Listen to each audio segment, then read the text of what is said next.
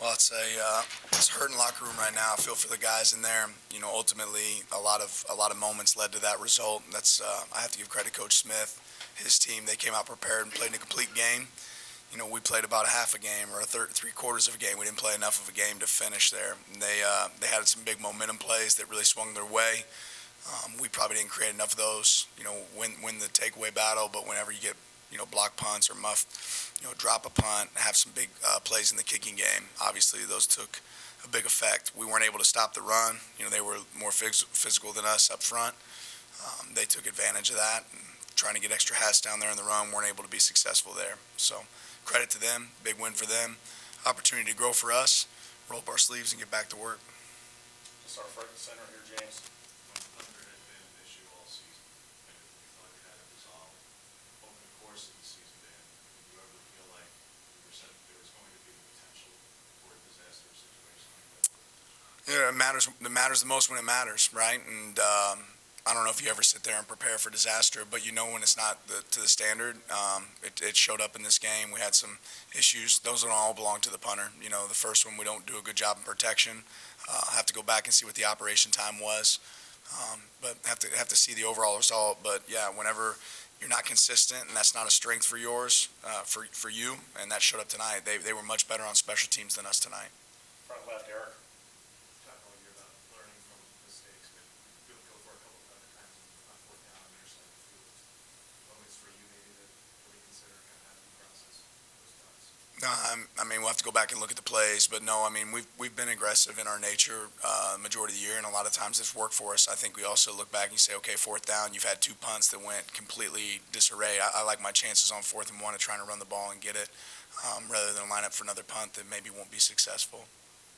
Back left, Matt. I think late in the third quarter, through the fourth, I think they ran almost 16 or 17 straight times, 4 touchdowns over that period.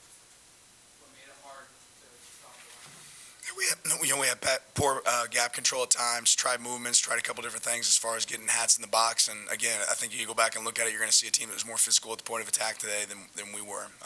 They were getting movement up front. We weren't owning our gap. They were. Did a good job, and their runners did a good job running forward and falling forward. Here on the right, Ashley. Dan, have you ever been involved in a game like that that turns so quickly where you go from being up 21 and then all of a sudden you're down 4 just like that? I've been in a lot of games. I've certainly been in games that have been on the wrong side of things. I don't know if I can paint to one, similar quite to that, but certainly been on the wrong end and the right end of a game like that before. Second row, middle, Zach. I think you guys got complacent at all today. You thought there was a point in the game during that third quarter where things started to turn? I don't think players got complacent or people got complacent. I don't think our team got complacent. I think ultimately they made some plays and we lost on the details, right? I think you're going to go back and you're going to say, okay, this is what my job is on this play, and you're going to see one person not executing it the right way, right? You're going to see one thing that went wrong, and those little things add up and become big things, those small details. Front middle, James.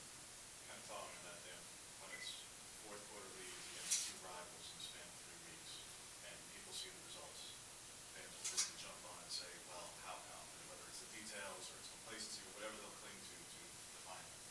How do you define how it happens when it's a fourth quarter lead against Washington, the offense is driving, when it's a 17-point lead with 14 minutes to go? Yeah, we didn't get it done. I don't know what definition you're looking for necessarily, but ultimately we didn't get it done. Those are two moments that we got to go back and reevaluate, ourselves and do a better job, Back left, Matt.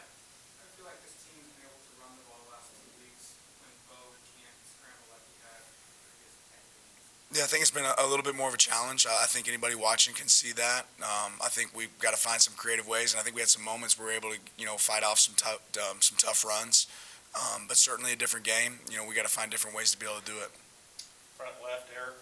How did you see Bo play in general in this game, which was able to move a little bit more than last week? Yeah, I thought he felt comfortable at times. I know he'll come back here and tell you that he missed a couple passes that he wished he could have had. There's some moments probably wouldn't pull it there on the fourth down. I think if he handed that, he'd feel a lot better. That being said, Bo's been a consistent leader for us all year, and he's playing in a tough situation right now. He's playing banged up, but he's showed a lot of heart to be able to do that. So he's been our leader all year. He's done a great job for us all year. Certainly proud of him and his effort. Second row, middle, Zach. The Pac-12 championship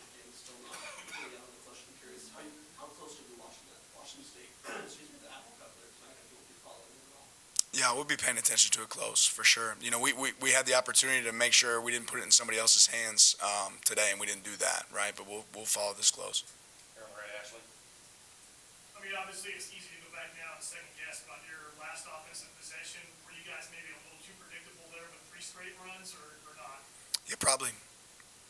Front center, James. What was the call that you were doing on the final fourth there, on the pass?